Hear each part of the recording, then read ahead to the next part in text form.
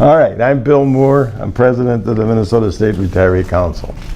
On the occasion of the 20th anniversary of the council, I think it would be useful to read our statement of purpose.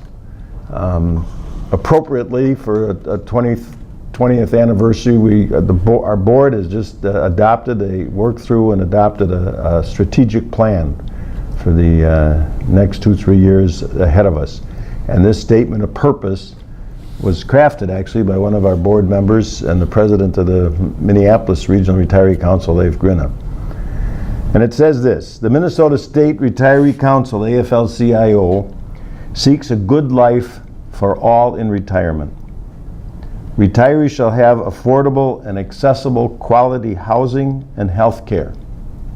Retirement income shall be sufficient for bread and roses too. Retirees should be free from worry, fear, or want. This is a right for all and our legacy. So that's what we stand for.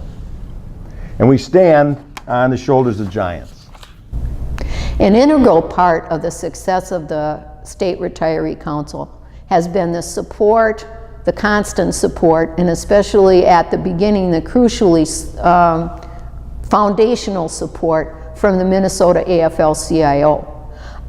They provided us with, at the beginning it was so important that we had the support of the office staff and all of the other staff, and they also gave us a subsidy so I could work to give some additional support from within the Retiree Council. And they've been there for us all the way along as we've had different issues come up, and when we needed support for our political programs at first, the president, I think it was Ray Waldron at the time, called together the leaders of the active labor movement and let us make a pitch to them for political funds, and we did that, and they came across, but wouldn't have without the support of the Minnesota AFL-CIO. So that has been a crucial aspect of our ability to succeed.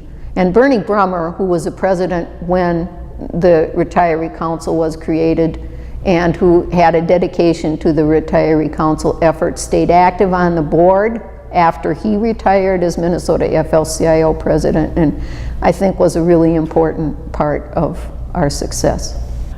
There were a number of things we knew the Retiree Council needed to do. Continue people helping people, working people helping working people, including the needs and demands of working families with so many women more and more joining the workforce.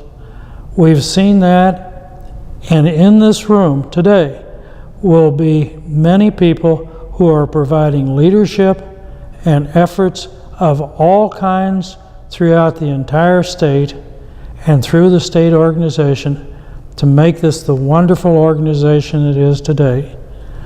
In the early days, we saw with wonderment the right people being in the right positions at the right time. Some of us have joked and laughed about how if we'd traded places, how the outstanding work in the annual reports of retirees in Minnesota would have looked horribly different if each of us had shifted positions. My best wishes to all of you today. I'm sure succeeding presidents of the Minnesota Retiree Council will have other things of interest to say. Just let me end on this note. Many of you did not know George Colby out of the Bakers, who was the first president statewide, made that organization for other state retiree organizations and this one, who was not able to complete his first year due to cancer. So with that in mind, that fell my fortunate turn to be the second person and have the opportunity to work with many, many of the fine leaders in this organization. So we are older, can't help that. We are bolder, and we are standing shoulder to shoulder.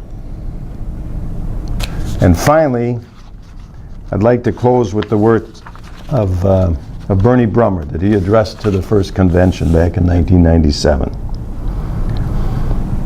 He said, people determine whether organizations fail or succeed.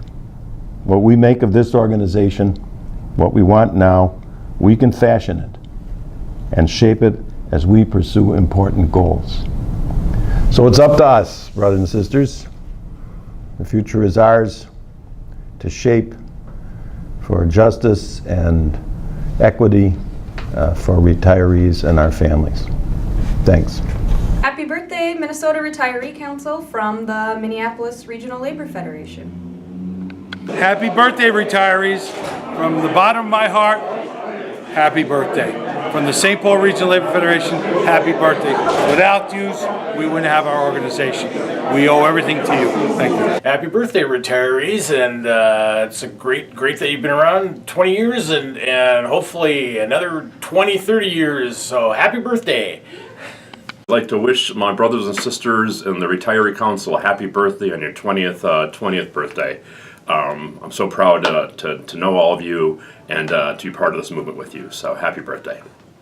Happy birthday, Retiree Council. Thank you for all the hard work that you do and staying committed to the labor movement. We appreciate you and hope that you're around for another 20 years and more. Congratulations on your 20th anniversary. Thank you for your continuous and dedicated work to improve and strengthen the labor movement. We appreciate you, we see you, and happy anniversary to the State Retiree Council. Happy birthday, retirees. Thank you for all the joy and the energy and all the vision you bring to the labor movement. Okay, happy birthday, Retiree Council, and thank you for all the great work that you do.